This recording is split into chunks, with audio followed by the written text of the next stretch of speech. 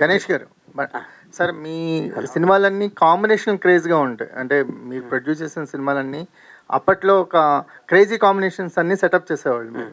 మళ్ళీ ఒక 7 years gap తర్వాత వస్తున్నారు. ఆ కాంబినేషన్స్ ఏమన్నా రిపీట్ అయ్యే అవకాశాలు ఉన్నాయా? నేను అప్పుడు పెద్ద పెద్ద సినిమాలు తీస్తున్నప్పుడు నా మిత్రుడు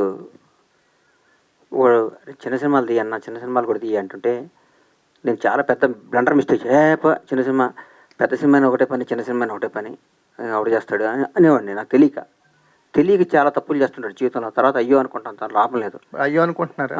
అయ్యో కాదు, చెప్పు తీసుకుని కొట్టుకున్నంత బాధ అనిపిస్తుంది. చిన్న సినిమాలు కూడా బ్లాక్ బాస్టర్ ఎందుకు కొట్టకూడదు? మంచి సినిమా తీయాలి, బ్లాక్ బాస్టర్ సినిమా తీయాలి, చిన్న పెద్ద తేడా లేదు.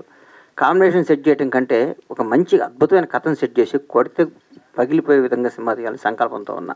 కాంబినేషన్ సెట్ చేస్తే ఇప్పుడున్న పెద్ద పెద్ద కాంబినేషన్లకు 3-4 ఏళ్ళు పడుతుంది. అందులో ఆగే ఓపిక నాకు లేదు. ఇప్పుడు అద్భుతమైన కథ పట్టుకొని సినిమాలు తీయాలి, బ్లాక్ బస్టర్ కొట్టాలి. రిలీజ్ అయిన చిన్న సినిమాగా స్టార్ట్ అయ్యి రిలీజ్ అయినాక పెద్ద సినిమా కావాలని మనస్ఫూర్తిగా కోరుకుంటాను. సూపర్. రెండు గవర్నమెంట్స్కి బిఫోర్ ఎలక్షన్స్ బాగా సపోర్ట్ చేశారు.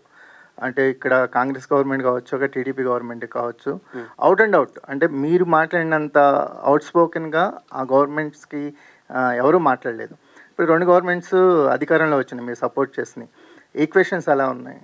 ఒకటి గుర్తుపెట్టుకోండి, నా మనసుకు నచ్చితే వాళ్ళు ఎవరైనా కానీ ఎవరు కష్టాలు ఉంటే వాళ్ళ దగ్గర నిలబడటం నాకు అలవాటు. ఇప్పుడు గవర్నమెంట్ లాస్ట్ నేను ఎదురు తిరిగిన గవర్నమెంట్ వాళ్ళు ఇప్పుడు వాళ్ళని అనమాట నేను అన్నాను.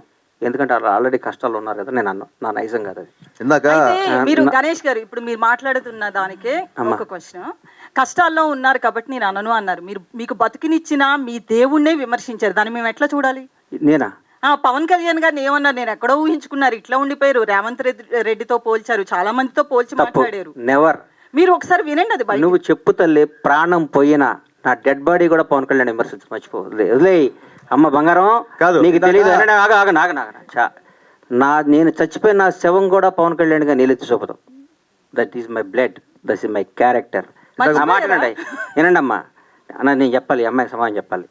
నా ప్రాణం పోయినా నేను ఫస్ట్ అధికారంలో ఉన్నప్పుడు ఒక రకంగా, అధికారంలో లేనప్పుడు ఒక రకంగా పిచ్చి పిచ్చిగా మాట్లాడటం. కానీ నా మనసుగా నచ్చితే దేవుడైనా ఎదిరిస్తా, నచ్చకపోతే నచ్చితే వాళ్ళు ఎవడైనా కాళ్ళు పట్టుకుంటారు. నా క్యారెక్టర్ అది. చంద్రబాబు నాయుడు గారిని భారతదేశం మొత్తం ఆయన దగ్గరికి వెళ్ళాలంటే భయపడ్డ క్షణంలో, వణుకుతున్నారు. ఆయనతో లబ్ధి పొందినాడు కూడా వణుకుతున్న క్షణంలో చంద్రబాబు గారికి మద్దతుగా నిలిచిన మొదటి సినిమా రంగం నుంచి మొదటి వ్యక్తిని నేను. అది నా క్యారెక్టర్. నేను తెలుగుదేశం పార్టీ కాదు, నేను పవన్ కళ్యాణ్ మనిషిని. నేను ఎప్పటి నుంచి 2004 నుంచి నేను కాంగ్రెస్ కార్యకర్తని. నాకు పవన్ కళ్యాణ్, నా తల్లిదండ్రుల తర్వాత నేను పవన్ కళ్యాణ్ ప్రేమించాలి. పవన్ నాకు బతికే కాదు. ఆయన జనసేన పార్టీ పెట్టినా కానీ నా బ్లడ్లో కాంగ్రెస్ ఉంది. నేను పార్టీకి, నేను రాజకీయం ఉంటే కాంగ్రెస్లో ఉంటే లేదా రాజకీయాలు మానేస్తా. అంతేగాని పవన్ కళ్యాణ్ కంటే నా తల్లిదండ్రుల తర్వాత నేను పవన్ కళ్యాణ్ ఇష్టపడాలి, జనసేనలో తిరగాలి. నేను ఏ రోజు ఒక్క రోజు కూడా నా కలలో కూడా బయట కాదు, కలలో కూడా పవన్ కళ్యాణ్ నేను విమర్శించను. నా ఇంట్లో, నా బెడ్రూమ్లో పవన్ కళ్యాణ్ ఫోటో ఉంటుంది. అది నా క్యారెక్టర్ అమ్మ. రేవంత్ రెడ్డి పొగిడి ఉండొచ్చు, ఎవరు నేను పోటీ పవన్ కళ్యాణ్ గారిని తక్కువ చేసి రేవంత్ రెడ్డిని అది నువ్వు అనుకుంటే అది నీ కర్మ అమ్మా. నువ్వు పొగిడేటట్టు చూపించమ్మా.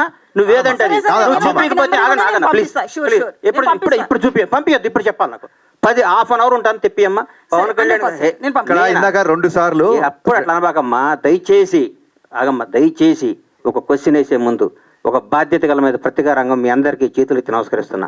1-2 సార్లు క్వశ్చన్ చేసుకొని ఏదో అడగాలి, ఏదో మీరు క్రేజ్ తెచ్చుకోవాలి, ఏనమ్మా అన్న ఏదో మీరు క్రేజ్ తెచ్చుకొని అడగబాకండి. భగవంతుడి మీద సాక్షిగా నేను పవన్ కళ్యాణ్ గారిని అనలేదమ్మా బంగారం, అనలేదమ్మా ప్లీజ్. అది తప్పమ్మా, అట్లా అనబాకమ్మా, నన్ను అనబాకమ్మా. నేను పవన్ కళ్యాణ్ గారి భక్తుడినమ్మా, దయచేసి అన్నమాట అనబాకమ్మా ప్లీజ్. నేను అనలేదమ్మా, అనలేదు, అనను కూడా తల్లి ప్లీజ్.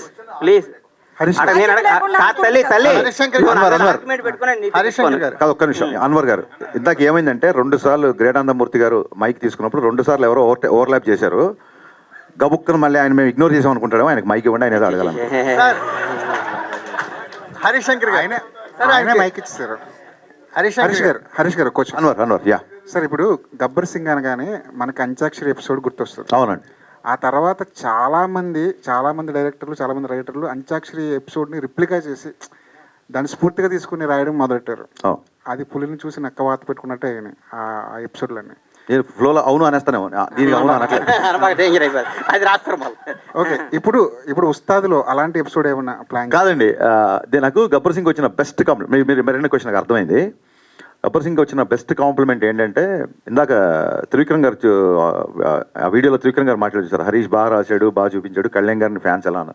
ఆయన తర్వాత ఆ ప్రెస్ మీట్ అయిన తర్వాత ఆయన కారులో కూర్చుంటే ఒక మాట అన్నాడు, హరీష్ నేను ఈ సినిమా చేస్తున్నాను, దబ్బంగ్ చూశాను, కళ్యాణ్ గారు చేస్తాను కదా అని, అందులో మదర్కి వాడే ఒక ఇన్హేలర్ తప్ప, దబంగ్లోంచి ఒక చిన్న ఇన్హేలర్, అది తప్ప ఇంకేం వాడలేదు. ఆ ఇన్హేలర్ని ఎందుకు రీమేక్ రేట్స్ అన్ని కోట్లు ఇచ్చుకున్నారు, మామూలుగా మార్కెట్లో దొరుకుతుంది కదా ఇన్హేలర్ అన్నారు. That is the biggest compliment for me. అయినా ఆయన అంటే త్రివిక్రమ్ లాంటి ఒక రెప్యూటెడ్ రైటర్, ఒక స్టార్ రైటర్, నేను ఎంత శాతం రీమేక్ చేశా అని చెప్పడానికి ఆయన చెప్పిన ఉదాహరణ అది. సో అంత్యాక్షరి కూడా అలాగే వచ్చింది. నేను మిగతా సంగతి పక్కన పెట్టండి, నేను నా సినిమాలు ఎప్పుడు అలాంటిది మళ్ళీ రిపీట్ చేయాల. ఎందుకంటే ఇది హిట్ అయింది కాబట్టి దీన్ని పట్టుకొని వేలాడదాం అనేది ఎప్పుడు కాదు. సందర్భంలో కుదిరితే, మళ్ళీ సినిమా సందర్భంలో అలాంటిది కుదిరితే ఖచ్చితంగా పెడదామని. సో ఎగ్జాక్ట్ అంత్యాక్షరి కాకపోయినా ఒక మ్యూజికల్ ఐటమ్ ఒకటి ఉస్తాదులో ఉంటుంది, అది డెఫినెట్గా థియేటర్లో మంచి ఉత్సాహాన్ని ఇస్తుంది అందరికి. మళ్ళీ ఒకసారి థియేటర్లు షేక్ అవుతాయి అన్న నాకు నమ్మకం ఉంది, అవుతే లేదో చూద్దాం. గబ్బర్ సింగ్ సినిమాకి ఒక ఫ్యాన్ లాగా వచ్చిన సుజిత్, ఆ గుంపులో వచ్చిన ఒక సుజిత్ ఇప్పుడు పవన్ కళ్యాణ్ గారితో ఒక సినిమా చేస్తున్నారు. అదే టైంలో మీ సినిమా కూడా సైమల్టేనియస్గా షూట్ జరుగుతుంది. అవును. ఒక ఫ్యాన్ డైరెక్టర్ అయితే పవన్ కళ్యాణ్ గారు ఇచ్చే స్పేస్ ఎలా ఉంటుంది? ఇందాక గణేష్ గారు చెప్పినట్టు, కళ్యాణ్ గారికి ఏదన్నా ఇబ్బందికరమైన డైలాగు సన్నివేశం ఉంటే తప్ప, ఇది నాకు సూట్ అవుతా లేదా అంటారు తప్ప, నేను చేయను అని ఎప్పుడు అనరు.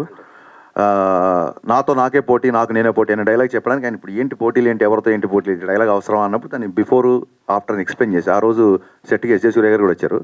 నెక్స్ట్ ఇంట్రెస్టింగ్ ఏంటంటే, సుజిత్ రెడ్ కాశీతో వాళ్ళు కట్టుకొని గబ్బర్ సింగ్ చూస్తూ బయటకు వచ్చిన వీడియోస్ నేను కూడా చూశాను.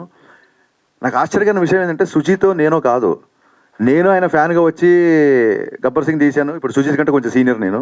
సుజిత్ అలా వచ్చాడు, నెక్స్ట్ ఇంకోటి వస్తాడు, మేమందరం ఇలా వస్తూ ఉంటాము, ఆయన మొత్తం అలాగే ఉంటాడు. So that is what Pavan Kalyan is. Pavan Kalyan craze అనేది అది. అండ్ నెక్స్ట్ ఏంటంటే, ఇప్పుడు నేను ఒక సినిమా చేస్తున్నా, సుజిత్ సినిమా చేస్తున్నా అంటే, అలాగే Harihara Veeramallu, I don't see it as a competition, I see as a celebration. ఇప్పుడు చాలామంది ఫ్యాన్స్ కూడా, ఇప్పుడు ఒక పవన్ కళ్యాణ్ ఫ్యాన్గా ఒక పవన్ కళ్యాణ్ సినిమా వస్తుంది, ఆల్రెడీ ఓజీ టీజర్ అందరికీ నచ్చింది, అందరు ఫ్యాన్స్ లాగే నేను వస్తాను. ఇప్పుడు వాళ్ళ ఓజీ సైడ్ నుంచి అప్డేట్ ఉందని చెప్పి, అంటే పవన్ కళ్యాణ్ గారు మా సినిమా చేసిన నెంబర్ ఆఫ్ డేస్ చాలా తక్కువ, అందులోంచే మేము ఒక గ్లిమ్స్, 2 టీజర్లు, చాలా ఫోటోలు వదిలేసాం. ఇంకా మళ్ళీ టీజర్లు వదలడానికి చేయడానికి కొత్తగా మళ్ళీ షూటింగ్ చేయాలి. సో ఓజీ నుంచి అప్డేట్ వస్తుంది కాబట్టి మేము పెద్దగా ఈసారి అప్డేట్ చేయట్లేదు. We're also going to celebrate OG update this time. Ganesh గారు హరీష్ గారు, ఒకటి హరీష్ గారు, అయితే మీరు గబ్బర్ సింగ్ రీమేక్ అయినప్పటికీ, అంటే త్రివిక్రమ్ గారు అన్నట్టు రీమేక్కి రీడిఫినేషన్ ఇచ్చారు. అంటే రీమేక్ని మక్కి అంటే తీయాల్సిన అవసరం లేదు, అంటే కొత్త కథని మాకు చూపించారు. ఇప్పుడు తర్వాత మీరు మీ లైఫ్లో, మీ కెరియర్లో చాలా రీమేక్స్ వచ్చినాయి. గతలకండ కానీ చోటు వచ్చింది, మనం ఇష్టపచ్చిన అదే సార్ వచ్చినాయి. ఇప్పుడు మీ ఒక పందాన్ని మార్చుకునే, అంటే ప్రతి 10 ఏళ్ళకి కానీ ఒక ట్రెండ్ మారుతుంది అంటారు కదా, ట్రెండ్ని మార్చుకునే, ఒక పందాన్ని మార్చుకునే మలుపులు ఏమన్నా వచ్చిందా మీ కెరియర్లో? అలా కదండి, పందాన్ని ఒకటేసారి మార్చుకున్నాను. చాలామంది ఎవరైతే నా సినిమాలో ఉన్న కొంత వర్గం, ఇన్ఫ్యాక్ట్ పని కట్టుకొని అని కూడా చెప్పొచ్చు, తప్పలేదు, నేను అలాగే చెప్తాను కాబట్టి, కమర్షియల్ డ్యాన్సుల గురించి, కమర్షియల్ ఫైట్ల గురించి, నేను తీసిన రొమాంటిక్ సాంగ్స్ గురించి మాట్లాడే వాళ్ళందరూ, ఫస్ట్ నేను షాక్ సినిమా తీసినప్పుడు చాలామంది అహెడ్ ఆఫ్ టైమ్స్ అని రాశారు. ఈ రోజుకి పాత్రికేయ మిత్రులోనే షాక్ సినిమా నచ్చిన వాళ్ళు, జ్యోతిక రవితేజ గారి మధ్య రొమాన్స్ మీరే చేస్తున్నారు, నచ్చిన వాళ్ళు చాలామంది ఉన్నారు. సో షాక్ సినిమా అప్పుడు సరిగ్గా ఆడలేదు. బిగినింగ్ రావడమే చూడండి, ఒక వ్యక్తి దాన్ని ఏమంటారు, కొత్తగా సంబంధాలు చూస్తున్న అమ్మాయికి ఈజీగా సంబంధాలు దొరుకుతాయి తప్ప, గబుక్కున్న వీడియోర్ అనేసరికి సమాజంలో గబుక్కున్న రెండోసారి పెళ్ళి అంటే సంబంధం ఈజీగా దొరకదు. సో ఫస్ట్ ఫ్లాప్ తీసిన దర్శకుడి పరిస్థితి అలాగే ఉంటుంది ఇండస్ట్రీలో. అప్పుడు పందా మార్చుకోవాల్సి వచ్చింది. మరీ పోయిటిక్గా, మరీ నావల్టీగా, ఎక్కడో మధురం అంటే కుదరదు. మీరు టైటిల్ నుంచి ట్రాన్స్ఫర్మేషన్ చూస్తారు. షాక్ అని టైటిల్ పెట్టిన వ్యక్తి మిరపకాయ్ గబ్బర్ సింగ్ అని టైటిల్ పెట్టుకుంటూ వెళ్తున్నాడంటే అప్పుడు పందా మార్చుకున్నానండి, అంతే. ఆ తర్వాత ఐ థింక్ ఎప్పటికప్పుడు రెగ్యులర్గా సినిమాలు చూస్తుంటాం కాబట్టి, స్టోరీ టెల్లింగ్లో డే బై డే విపరీతమైన చేంజెస్ వస్తున్నాయి కాబట్టి అప్డేషన్ అనేది డెఫినెట్గా ఉంటుంది.